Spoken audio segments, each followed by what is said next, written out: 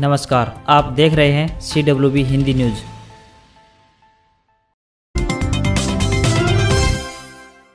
हरियाणा सरकार ने BPL ration card धारकों को डिपो पर दिया जाने वाला सरसों का तेल बंद कर दिया है। जून महीने में BPL परिवारों को डिपो पर सरसों का तेल नहीं दिया जाएगा। तेल के बदले में 11 लाख परिवारों के खातों में 250 रुपए प्रति महीने DBT से ट्रांसफर किए जाएंगे। यह निर्णय सरकार ने हैफेड के पास सरसों के तेल का पर्याप्त स्टॉक नहीं होने के चलते लिया है। बता दें कि हरियाणा में BPL परिवारों को हर महीने 2 लीटर सरसों का तेल 20 रुपए प्रति लीटर प्रति परिवार की दर से उपलब्ध कराया जाता है। कृषि कानूनों के खिलाफ टेकरी बॉर्डर पर किसानों का आंदोलन जारी है। वीरवार को भी पंजाब व हरियाणा के काफी किसान बॉर्डर पर पहुंचे और आंदोलन को समर्थन दिया। किसानों ने सरकार के खिलाफ जमकर नारेबाजी की। किसानों ने कहा कि आंदोलन को 6 महीने पूरे हो गए हैं, अभी और 6 महीने का राशन और पड़ा है। जब तक सरकार कानूनों को रद्द नहीं कर देती यहीं जमे रहेंगे। मांग पूरी होने के बाद ही अपने घर लौटेंगे। 8 जून को नहीं होगी हरियाणा कैबिनेट की बैठक, डेट बदली। बता दें कि 8 जून को होने वाली हरियाणा मंत्रिमंडल की बैठक अब 15 जून को सुबह 11 बजे होगी। हरियाणा सिविल सचिवालय चंडीगढ़ में मुख्यमंत्री मनोहर लाल की अध्यक्षता में होने वाली इस बैठक में कोविड के मद्देनजर अनेक अहम निर्णयों समेत कई फैसले लिए जाने की उम्मीद है। मुख्य सचिव विजय वर्धन की ओर से बैठक की तारीख बदलने के बारे में शुक्रवार को पत्र जारी किया गया है। हरियाणा के उप मुख्यमंत्री दुष्यंत चौटाला ने बताया कि 15 अगस्त 2021 तक हरियाणा के ग्रामीण क्षेत्र से संबंधित और अधिक सेवाएं ऑनलाइन कर देंगे ताकि ग्रामीण सशक्तिकरण के सपने को पूरा किया जा सके। वर्तमान में राज्य सरकार द्वारा 27 विभागों की 370 सेवाओं को ऑनलाइन उपलब्ध करवाया जा रहा है। डिप्टी CM, जिनके पास ग्रामीण विकास एवं पंचायत विभाग का प्रभार भी है, ने यह बात वीडियो कॉन्फ्रेंसिंग के माध्यम से केंद्रीय पंचायत राज मंत्रालय विभाग द्वारा आयोजित कार्यक्रम में अपने विचार रखते हुए कही।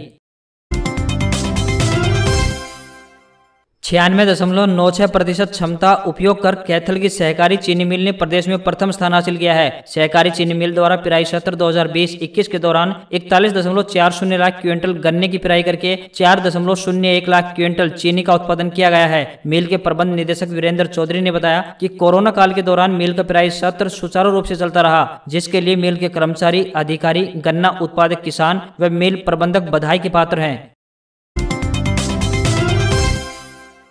कोरोना महामारी और लॉकडाउन के चलते आवाजाही के लिए लोगों को खासी मशक्कत करनी पड़ रही है। जिन लोगों को चंडीगढ़ की यात्रा करनी है उनके लिए यह खबर किसी खुशखबरी से कम नहीं है। अब हर रोज नारनौल से सुबह 8:45 बजे चंडीगढ़ के लिए बस रवाना होगी। बस करीब 9:15 बजे महेंद्रगढ़ पहुंचेगी। यदि यात्रियों का अच्छा रिस्पॉन्स मिला तो यह बस नियमित रूप से चलेगी। इसी प्रकार नारनौल महेंद्रगढ़ के बीच भी बस स्टार्ट की गई है। इससे इन शहरों में आवाजाही करने वाले लोगों को काफी सुविधा होगी। इसी प्रकार शाम के समय नारनौल से महेंद्रगढ़ के लिए आवाजाही के साधन नहीं होने पर इस रूट पर भी एक बस शुरू की गई है। जल्दी लंबी दूरी की बसों की आवाजाही भी शुरू की जाएगी।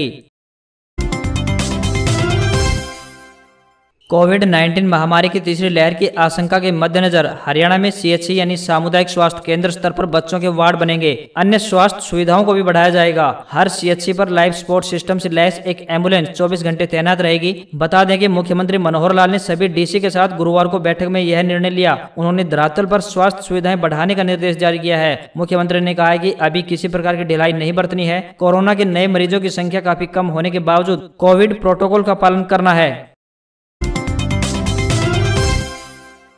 हरियाणा सरकार जमीन की उपजाऊ यानी उर्वरा शक्ति बढ़ाने के लिए किसानों को प्रोत्साहन राशि देने की योजना बनानी जा रही है। हरियाणा सरकार का मानना है कि फसल विविधीकरण और फसल चक्र अपनाकर काफी हद तक जमीनों की उपजाऊ शक्ति को बरकरार रखा जा सकता है। लेकिन इसके बाद भी बहुत से किसान परंपरागत फसलों की खेती से मोह नहीं छोड़ पा रहे हैं। इससे जमीन की उपजाऊ शक्ति लगातार कम हो रही है। लिहाजा भविष्य में यदि कोई किसान जमीन की उर्वरा शक्ति बढ़ाने के लिए अपने खेत को खाली रखता है तो सरकार उसे प्रोत्साहन राशि देगी। हरियाणा सरकार ने पहले से प्रावधान कर रखा है कि किसानों को अपनी फसल के बारे में जानकारी देनी होगी। किसानों को बताना होगा कि कितनी जमीन में उन्होंने फसल बोई है और कितनी जमीन खाली रह गई है। मेरी फसल मेरा ब्यौरा पोर्टल पर किसानों को हर 1 एकड़ में बोई गई फसल की जानकारी देने के साथ ही यह भी बताना पड़ेगा कि कितनी जमीन ऐसी है जिस पर कोई फसल नहीं बोई गई है।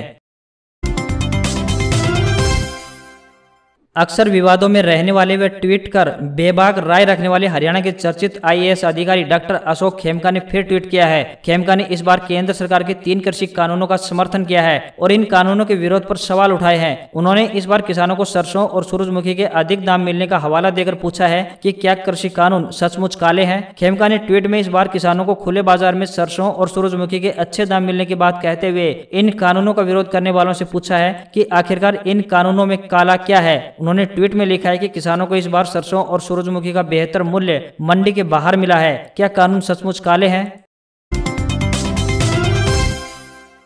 अशोक खेमका के इस ट्वीट के बाद इसके पक्ष और विरोध में तमाम तरह की प्रतिक्रियाएं सामने आई हैं। कृषि विशेषज्ञ देवेंद्र शर्मा ने ट्वीट के जवाब में कहा कि किसानों ने सरसों व सूरजमुखी की फसलों के अधिक दाम 3 कृषि कानूनों की वजह से नहीं हासिल किए हैं। यह अंतर्राष्ट्रीय बाजार में तेल की बढ़ी हुई कीमतों का असर है। देवेंद्र शर्मा की इस राय से अशोक खेमका सहमत नहीं हुए। उन्होंने देवेंद्र शर्मा को ट्वीट कर जवाब दिया कि मंडी के बाहर बेहतर मूल्य मिला होगा, तभी तो किसानों ने इस बार सरसों और सूरजमुखी मंडी के बाहर बेची है। बात सिर्फ यह हो रही है कि किसान खुले बाजार में सरकारी मंडी से अधिक रेट हासिल कर सकता है या नहीं। खेमका ने फिर सवाल पूछा कि बताइए, कोई और कारण है तो जवाब दें।